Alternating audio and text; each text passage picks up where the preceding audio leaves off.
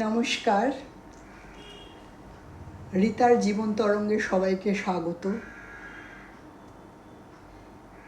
সবাই ভালো থাকবেন, আমিও ভালো আছি। যারা আমার ভিডিওতে সবসময় নিচে জিজ্ঞাসা করেন কেমন আছেন, আমি ভালো আছি, খুব ভালো আছি। ঈশ্বরের কৃপায়, আপনাদের আশীর্বাদে খুব খুব খুব ভালো আছি। আজকে একটা বিষয় নিয়ে আপনাদের সাথে শেয়ার করব। সেই বিষয়টা হচ্ছে যে আমরা আমাদের যারা ছোটোবেলা থেকে বড়োবেলা তো অনেক বন্ধুবান্ধবদের কথা বলেছি, কিন্তু কর্মক্ষেত্রে আমাদের যারা স্কুল গেল, কলেজ হলো, তারপর তো আমরা কর্মক্ষেত্রেও এসেছি। কর্মক্ষেত্রে কেমন রেসপন্স সবার থেকে পেয়েছি, কত ভালোবাসা পেয়েছি, কত শ্রদ্ধা পেয়েছি, কত লোকের কত সহযোগিতা পেয়েছি, যাদের জন্য আজকে আমি এই রিতা হয়ে উঠেছি। তাদের কয়েকজনের কথা না বললে আমার জীবনের যে তরঙ্গগুলো আমি পার হয়ে এসেছি, তাদের অবদান অনেক। সেই অল্প কয়েকজনের অবদানের কথা আমি ছোট্ট করে অল্প একটু সময়ের মধ্যে বলবো। আমি আর অর্ণব প্রথম বিজনেস শুরু করি। তো তখন আমাদের দুজনে মিলে একটা দুজনেই তো খুব ছোট তখন, আমরা একসাথে কাজ শুরু করলাম। তার আগে অনেক ঘটনা আছে, সেই ঘটনাগুলো এখানে প্রাসঙ্গিক নয় বলে উল্লেখ করছি না। তো প্রথম আমি কাজ পেলাম তখন, আপনারা অনেকে হয়তো জানবেন, জিটিসি বলে একটা কোম্পানি ছিল, সিগারেট কোম্পানি, তাদের প্রমোশনাল ক্যাম্পেনিংয়ের কাজ। তো আপনারা হয়তো বলতেই পারেন, সিগারেট কোম্পানির প্রমোশনাল ক্যাম্পেনিংয়ের কাজ করেছো, খুব খারাপ কাজ করেছো। হ্যাঁ, স্বীকার করছি, খারাপ কাজ করেছি। হ্যাঁ, সিগারেটের প্রমোশন করার উচিত আমার হয়নি, কিন্তু সেই অনুচিত বোধটা আজকে হয়েছে, সেদিন ছিল না আমার, সেটাও স্বীকার করছি। যাই হোক, কর্মক্ষেত্র তো কোনো না কোনো জায়গা থেকে তো কেউ না কেউ শুরু করবে, আমিও সেখান থেকেই শুরু করেছিলাম। তো ওখানে যিনি ছিলেন, যে ভদ্রলোক হেড, তার সাথে কথা হওয়ার পর তিনি আমাকে আর অর্ণবকে কাজগুলো দেন।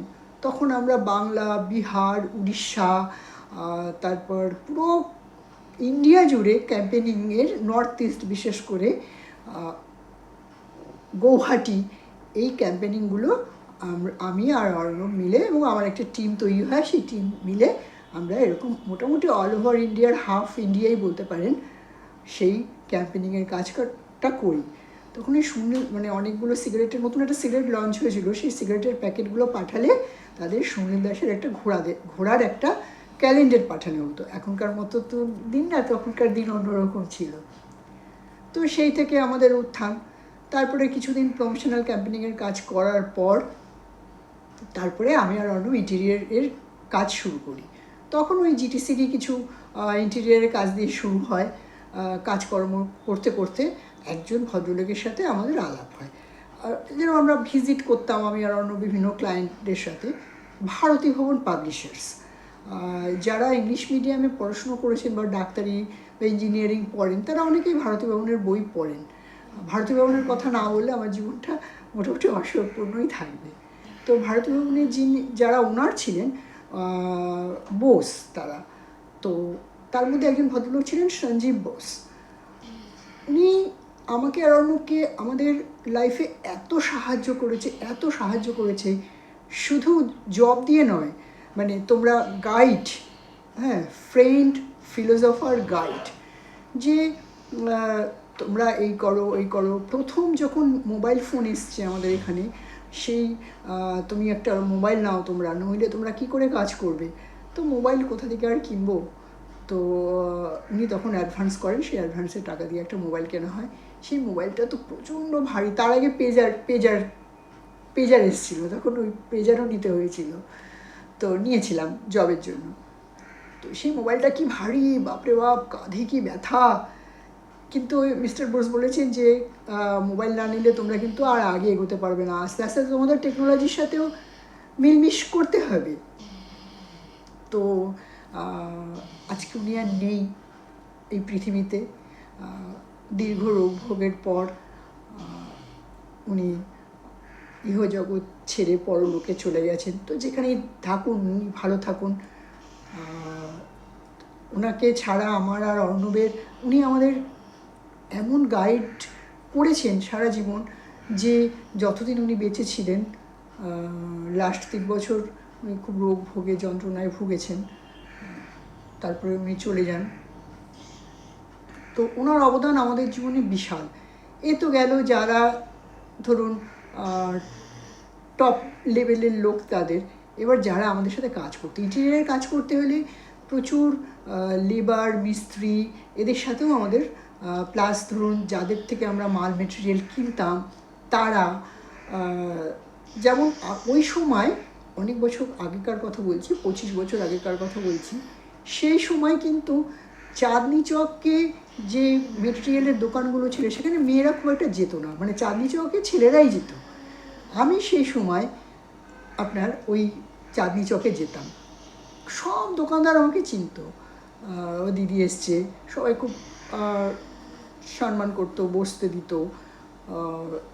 সোফা বানানোর জন্য যেতাম আমরা, সেই কি বলবো, পার্ক সার্কাসের ভেতরে, মানে ওর মোটামুটি একটা অন্য দেশ আপনি বলতে পারেন।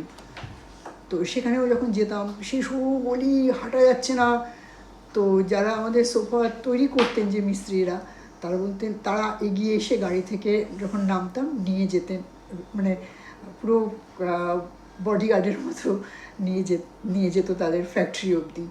তো সে একটা বিশাল বিশাল নানান রকম টাইপের অভিজ্ঞতা। তারপরে যাদের কথা না বললেই হয় না, আমার কিছু কার্পেন্টার, ইলেকট্রিশিয়ানেরাও ছিল। তো কার্পেন্টারদের মধ্যে পলিশ মিস্ত্রির মধ্যে একজন ছিলেন সানোয়ার চাচা, তিনিও আর এখন নেই।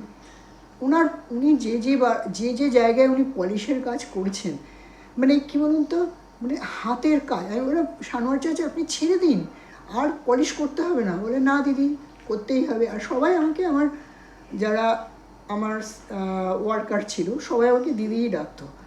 তো দিদি, না হবে না, হ্যাঁ, যতক্ষণ না এটা সুন্দর হচ্ছে, মানে এই সুন্দরটা সারা জীবন থাকবে, আপনাকেও মনে করবে, আমাকেও মনে করবে। এই রকম আহমেদ, পুরো একটা আমতার একটা গ্রামের বেশিরভাগ শতাংশ লোকই আমার সেই টিমের সব অংশীদার ছিল। তো সে একটা দিন ছিল, আমরা সেই সকাল 10টায় বেরিয়ে রাত্রির 12টা 1টায় বাড়ি ফিরতাম। কর্মক্ষেত্রে প্রচুর লোকের ভালোবাসা, শ্রদ্ধা, সহযোগিতা পেয়েছি। আপনারাও কর্মক্ষেত্রে ভালোবাসা, সহযোগিতা পেয়েছেন, এরকম অনেকেই আছেন। তো শেয়ার করলে ভাল লাগবে।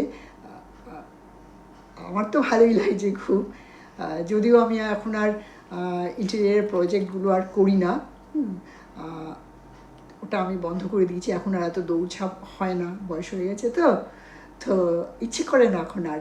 এখন বাড়িতে থাকি, গাছপালা করি, আমার 2 কুটু আছে, ইমলি বরফি, ওদের দেখাশোনা করি, রান্নাবান্না করি, আর এই মা বাবাকে দেখাশোনা করি, এইভাবেই দিন কাটাই।